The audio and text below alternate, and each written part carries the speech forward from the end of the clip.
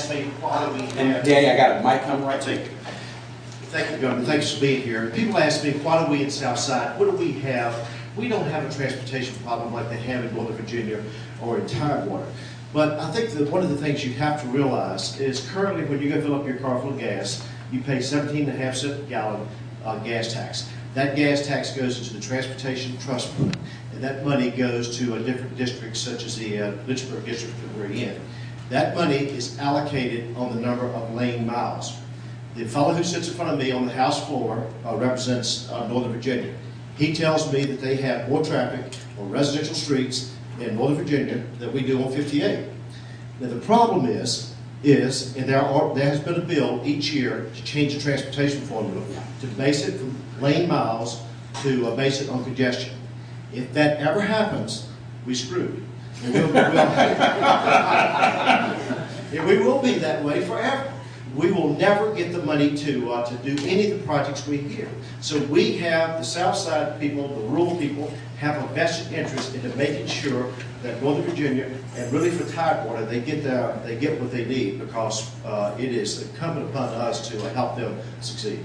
Thanks, Danny. One point that he mentioned too, that I think that just to follow up, is okay, we don't have the congestion problem in Danville, Northern Virginia, and those such, but there's still challenges. When you go into the construction account and take money out to maintain, in some ways the rural and central cities get hit the hardest, because the rural road fund is where a lot of the money comes out of. We call it secondary roads. Secondary road fund. A lot of money comes out, and a lot of money comes out of the urban road fund. And why do we do that? It's not because we don't like rural Virginia. If we have to take money out of the construction budget, we tend to take money out that doesn't pull down federal dollars with it.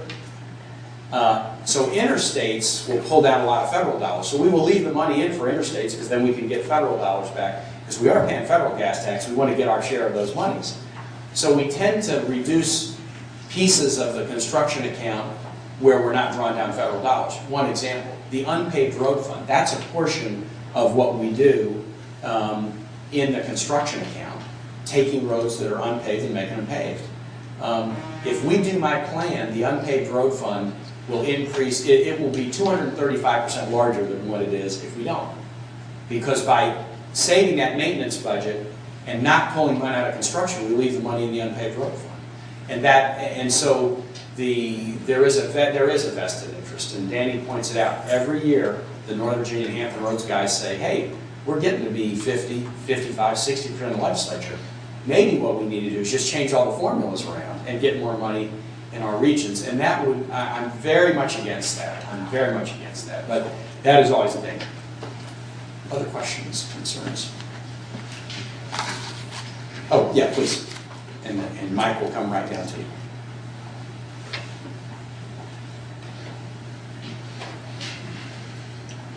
Thank you for being here, Governor. Absolutely. I think this week is the first time the City Council of Danville really learned that the Robertson Bridge may not happen on near the schedule we thought. Our council has even started funding this in advance with millions of dollars a year to try to be sure that we get this bridge done. Now, Danny knows we don't have the congestion problem that they have in Northern Virginia, or they claim to have, but in one area of our city we do. That bridge was closed with one lane for a while in the last few weeks. Yesterday, that lane opened. It was the biggest news story in Danville, wasn't it? That the bridge was back open. Yeah. Now, for us to think about the economy, what we've suffered down here, and the way we try to get out of the hole, was to become a retail hub. We are depending on people to come into Danville from other localities. If they can't cross that bridge, if they get backlogged, and a toll bridge is not the answer, when they get backlogged at that bridge, it's going to be a nightmare. I mean, it's bad now. Target hasn't opened yet. Home Depot hasn't opened. Sam's Club just opened. And now that is our most congested, worst area.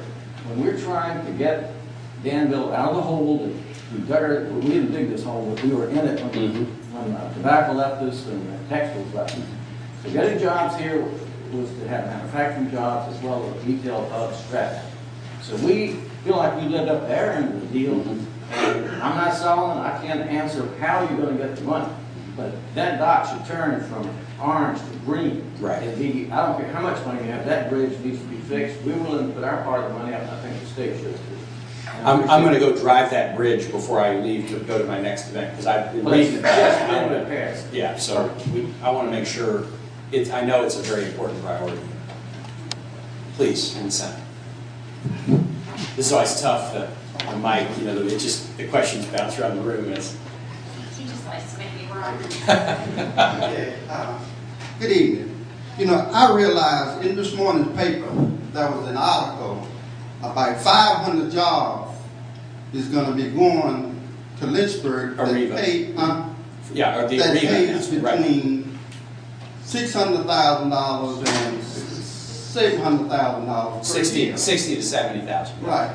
How important is transportation to a city's growth? Well, I mean, it is obviously very significant. Lynchburg, I think Lynchburg always says we're the largest city in America that's not on an interstate highway, But they do have 29 and 460. I mean, they are at a good transportation intersection, north, south, east, west. And I think, I think that is a significant factor for Arriva in locating here. I know in some of the businesses that I have talked to who have agreed to come to the Danville area during the time that I've been governor, 460, 29 has been extremely helpful. And the airport, you got a great airport here, that's been a real selling point for businesses. I think the transportation infrastructure and this power of your education system are the two great attractors for business. Thinking about a deal recently in a more rural part of Virginia. Gatorade opened this huge state-of-the-art plant in Wytheville. And it's a wonderful, wonderful plant.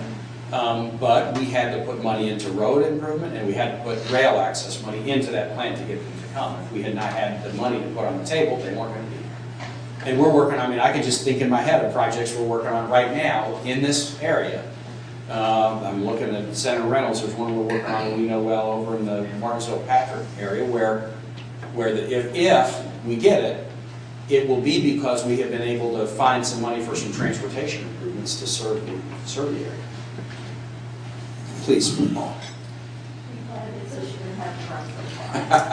Thank you, Governor, for being here. I feel like I probably should have been in Radford to see the Salem District green dot change. So if there's a chance I can get a copy of that, we'd love to. We'll be glad to get it to you. I'd like to see that. Is safety money?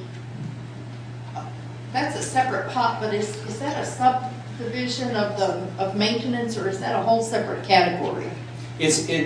When I say safety first, I'm talking about safety and maintenance, essentially the same. Okay, because there were a couple of projects that we got done in Iriswood District in Henry County that was safety money, and it was truly safety, but not maintenance. So I'm not real clear on how that all.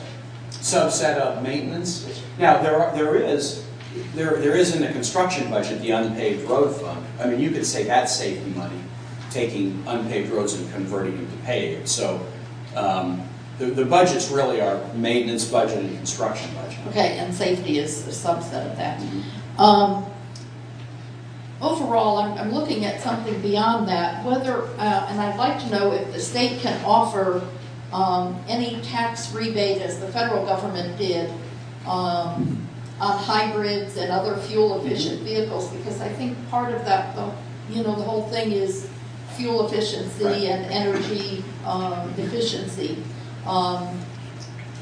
That may well be something we should explore. We give some benefits to hybrid owners in terms of use of high occupancy vehicle lanes, although there's a grandfathering, at least on some of the roads where the new hybrids, they won't let you do it. But we try to provide some benefits, but you're right, there may need to be more of a set of benefits. For example, I've heard some say, hey, Governor, why do you just have a $10 registration fee? Why not $5, for a hybrid and $20 for a gas guzzler? So maybe there would be things like that. I'd like to see something like that considered in the whole thing, because it's going to come down to that. Right. People told me I should lock my car up because, and I saw a couple of other smaller ones out there, but, you know, lock your cars up because people are gonna want your cars and not your lawnmowers. Yeah, yeah. We see That's lawnmowers a good on thought, it. good thought.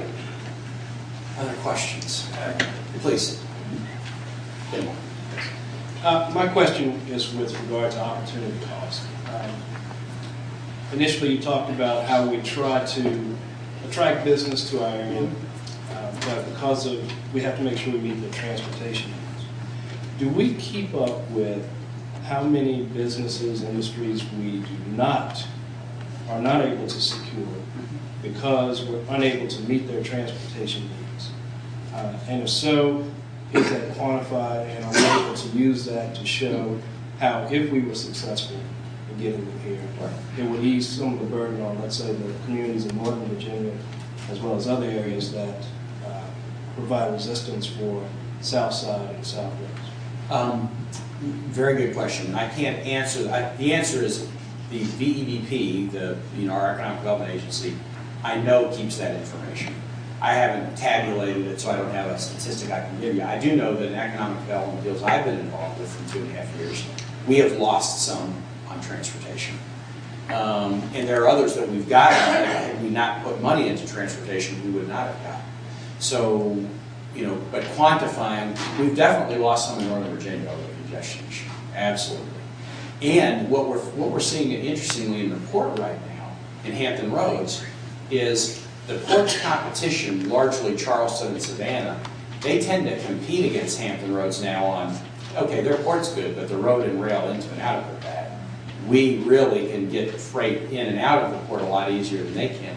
That is the kind of competition they're using against us. North Carolina's decided to build a deep water port down near Wilmington because they don't have one and they want it. So they're building one, and they're already, trying to really make the case that they're going to have better transportation in and out of that port than others on the East Coast. So we do see that cited as a competitive advantage that others have over some port. And we have lost deals because at least one of the factors cited to us was transportation infrastructure. But you're right, that's a good, I'd include that in the selling of it, is here's some deals we could have had that we didn't get because we didn't have the infrastructure we did. Thank you, Governor, again for being here for the citizens and to the local governments. Governor, I think it's very important. I see where you're coming from. I know the economy is not very good now, you have alluded to, but I know it's very important for us to have transportation from the coast all the way to the North Carolina line, and that's what we fall into with the 58 East. And from my understanding from some of the studies done, we anticipated getting a lot of growth to work back toward this area to the North Carolina line, since Charleston is quite a way for the other port.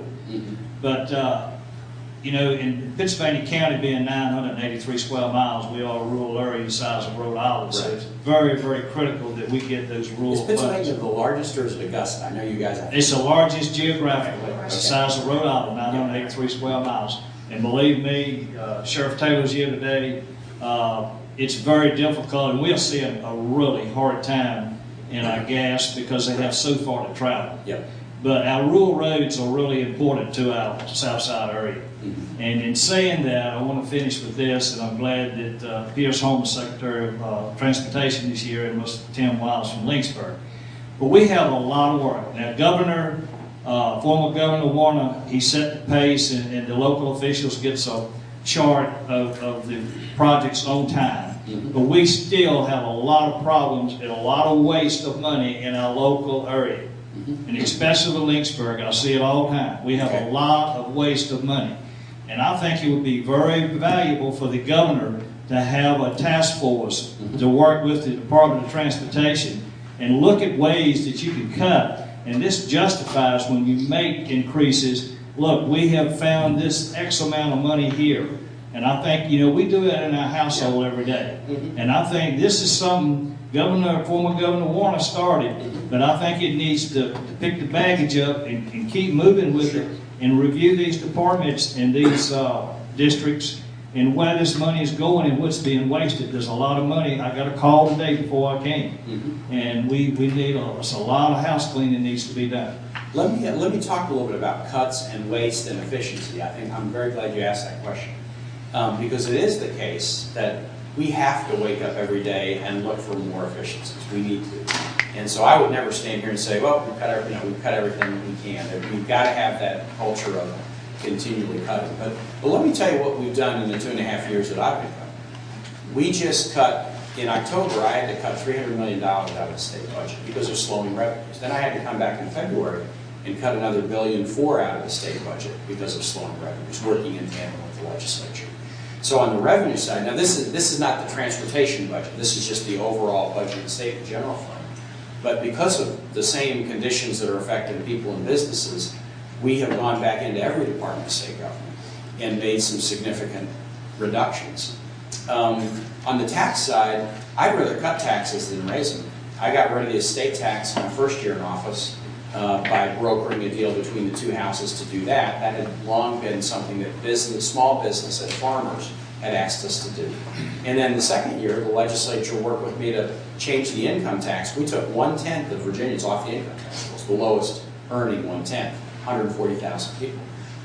Those are the two major things that I've done, in taxes in the time I've been governor. Estate tax gone, take off 1/10 off the income tax rules. Now, so that, and I like doing that, but I am kind of struck again by, while we have to be efficient every day, there are some rules of math that we also just kind of have to acknowledge. If the main revenue sources that we use are set so significantly below national averages, then we're not going to be able to cut our way out of the problem that we have. And I kind of learned this, but I never thought I'd be in politics. I was a lawyer and was loving my life until I got mad at my city council. That's a long story. But anyway, when I used to be a lawyer, we had 130 employees at my law firm, and I was the managing director. And so, and trying to manage my little business, I would benchmark against everybody else. So if I wanted to know, am I paying too much on rent? I would look at what every other law firm, I get information on every other law firm, what they were paying on rent. If they were paying 5% and I was paying 10% of my revenues, I was paying too much on rent. If they were paying 5 and I was paying 3 or 4, I felt like I'm doing okay. And that was the way I learned to manage, and that's the way I try to do it at the state level too. I always compare expenditure levels to other states. When we're spending less, or even dramatically less than other states, or when we're taxing less or dramatically less than other states, then, okay, I see where we are. And this is just an area where on the transportation side, we're kind of trying to have it both ways. We're trying to set everything lower than others, but say, but gosh, we want to have a good system. And we're not going to be able to accomplish that without some additional investment. Efficiencies are important. We got to do that every day. And if you have some particular issues, I know Pierce Homer, my transportation secretary, would love to chat with you because he loves to go out and find things that need to be improved. So, how about other questions? Well, how about this? No hands just jump up immediately, or I'm going to take one more, and then I'm just going to stay and visit. Somebody may want to ask a question, but not do it in a big crowd. And so I'll just stay and visit for a little bit. Before I take the last question, just thank you for coming. I know everybody's got plenty to do, especially on Saturday, and the fact that you come is a tribute to the fact that you really care about this issue, and I hope we can work together on it. I really want to just be creative and compromise and cooperate and find an answer. Nice question. Thank you, Governor. I appreciate your time and your effort and your staff's effort for paying attention to Southside. And this is not so much of a question as it is, I want to make a comment. And recently, you made a pledge, and in this time and age of half promises and half truths, you stuck by your word. You promised the sheriffs that you would put money back into the budget for the per diem for our jail inmates. You stuck to that. And we appreciate that because that would have really put us locally in a financial dilemma. I know very little about financial streams and transportation issues. I do know that in Chatham now I have to wait about 3 or 4 minutes to pull out on Main Street. That's if Robert is not riding his bicycle and I'm Robert. And I'm not an expert in that field, but I do know a little about law enforcement. And I appreciate you taking the time. I know that it was tough. You had some tough decisions to make, but you stuck to your word, and I appreciate it. You also went to bat for us for the retirement for the deputy sheriffs. And maybe many of you don't know about that. Many of the local jurisdictions did not have the monies, the local subdivisions, to pay the fee to join that. And the governor put that in his budget, and we really appreciate it. Also, we are blessed in this region to have representatives who stand behind us. I don't think that I have ever called upon them that they didn't return the call, they didn't have someone to get in touch with us. Our local board, we just went through our pleadings with our local board for our budgets. They stood behind us, and they really worked good with us, and it's good to see most of them here today. So thank you, Governor, for all your efforts. Sheriff, you know, good concluding point, and I'll pick it up on what you said for the legislators. If they stand behind you, then you stand behind them, right? So if we're going back on a transportation special session and we have to make some tough decisions, one of the things that legislators and governors always worry about, I worry about it less because I can't run for re-election. You know, that's a freedom that I have that legislators, you know, are not necessarily in the same spot. I think there's always a worry on something like this. Wow, tax increase. It's a very important thing to do, but tax increase, if I do it, you know, what are my constituents going to do? Are the leaders of the community and the businesses and others going to stand up and say, hey, that was a good thing? And so on this, if we solve it, it will only be because people have agreed, okay, well, we're going to make a hard decision, but a necessary decision. And then they'll want to have the community leaders standing behind them. And that's a fair request. So if they've stood behind you, then stand behind them as we wrestle with this one. Thank you all. Oh yeah, I'm going to ask Robert to give a concluding word. I just want to thank you again. I just want to echo what Delegate Marshall said and what Sheriff Taylor said, and I want to thank you for coming down here.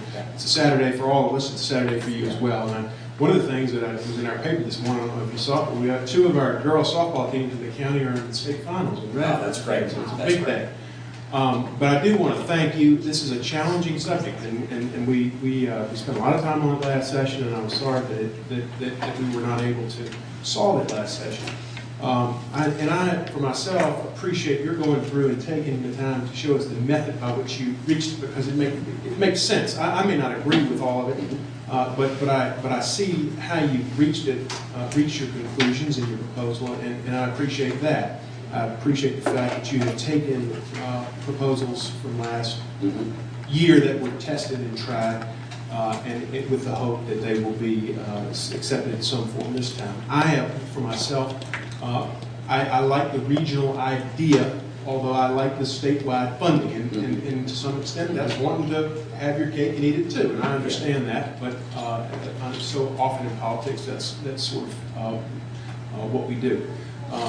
But with all that said, I did want to thank you for coming. I thank the Secretary for being here and all your staff, and thank you for taking the time. Absolutely. I think it has opened a dialogue. I know that the media is here, and it's a dialogue that will continue until and through and after June 23rd. Great. Thank you, Reverend. Thank you all for coming. Everybody have a great day.